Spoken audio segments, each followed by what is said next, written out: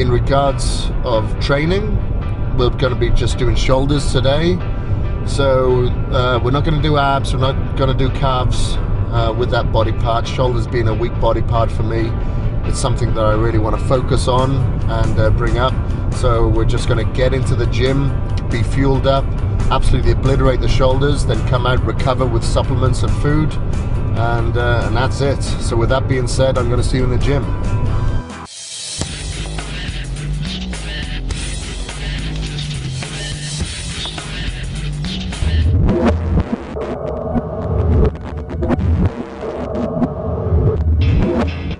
First exercise is a seated military press on a Smith machine. I start off every workout just making sure that I'm mentally prepared, and once you've got your head into the game, you'll want to get your body ready to go too by doing some warm-ups. Sometimes I like to do 2 warm-ups, sometimes it might be 4 or 5. So on this exercise we'll be doing 3 sets of around 8 to 10 repetitions, and you'll want to make sure that you add weight with each set, always going to failure. Now you may have noticed that I'm doing military press behind the neck, and this is an alternate form. I find this just really hits the outer delts just that little bit more. When doing this method, however, you want to make sure that you bring the bar down to the base of your skull. Don't come too far down, you're more prone to injury.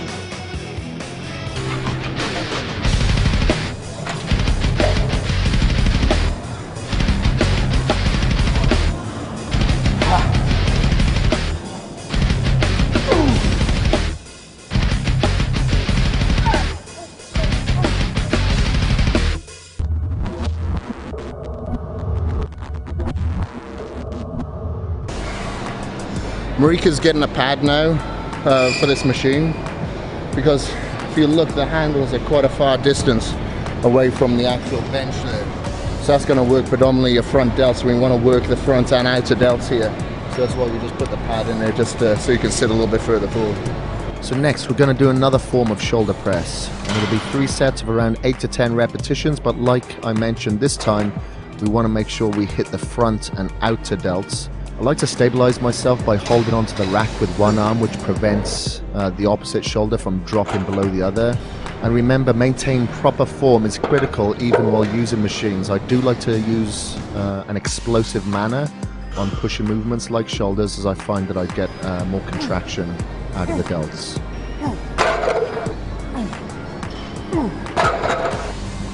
So on my last set, I've decided to do that drop set to failure.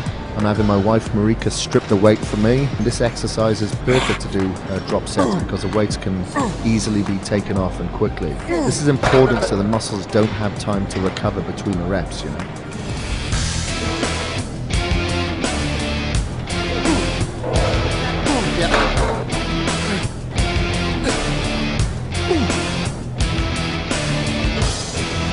Yeah.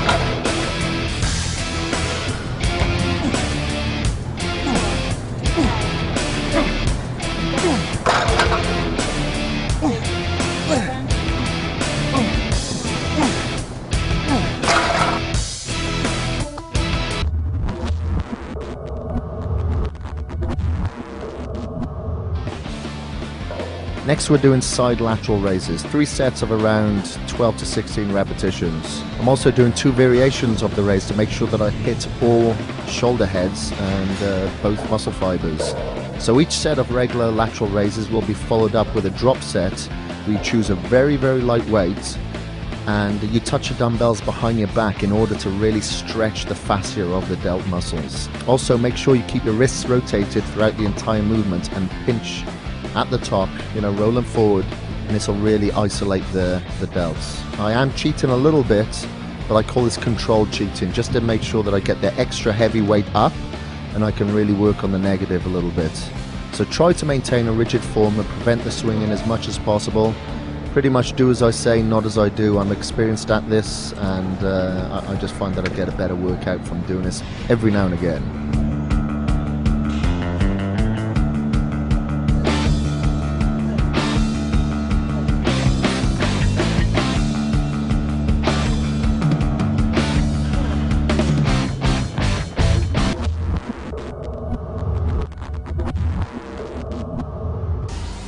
Next we'll be doing dumbbell shrugs, 3 sets of anywhere between 12 and 20 repetitions. I'm just going to failure. I'm not counting the reps too much. I'm just going as heavy as I can, squeezing at the top, and make sure I hit failure. And because of the downward pressure of the shrug movement, your grip is generally the first to fail. So make sure you use straps on this exercise. It really helps eliminate the pressure from your hand. You want to accelerate up, pinch, hold for a moment at the top, and then come down in a slow and controlled manner. So while I was doing shrugs, you'll notice what I do, I slightly lean forward and shrug. The main purpose is because I want to work a little bit further back over the traps. What we normally do is stand up straight, and then our next back exercise is normally bent right over like that. So we forget to get this angle. That's why I like to bend over slightly and just get that thickness in the upper back.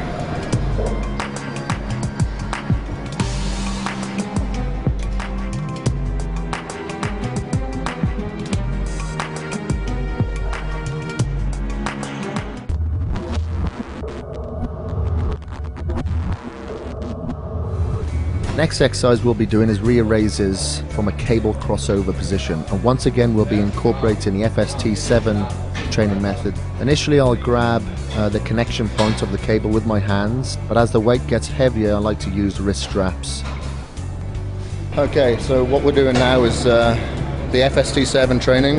So as I mentioned before, rear delts are a weak body part for me, as in looking weak. So this is where I incorporate the FST7 training, which is a 7 sets, back to back, only 30 seconds rest in between each set, knocking out about 15 reps to really push the blood into the muscle. And in between the sets, you're either squeezing the muscle for about 10-15 seconds, or you're stretching the muscle.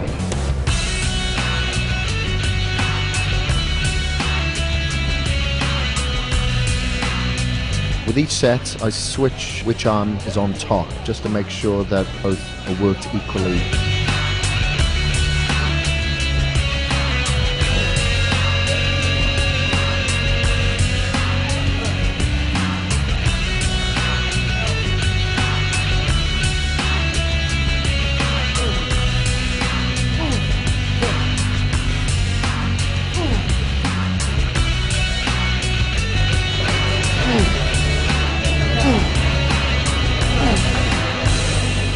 Yeah. Oh, shit.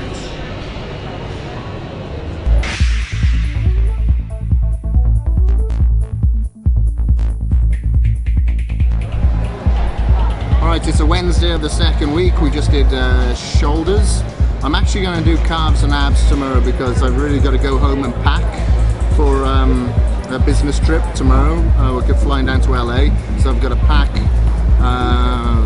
my clothes, my food, my computer, paperwork, stuff like that. So I'm going to actually do my shoulders, my calves and my abs tomorrow. So now I'm going to have my shake and then do my cardio, pack for tomorrow, and I'll see you in the morning. Come back tomorrow to see if we can cram 18 individual meals into my traveling cool bag.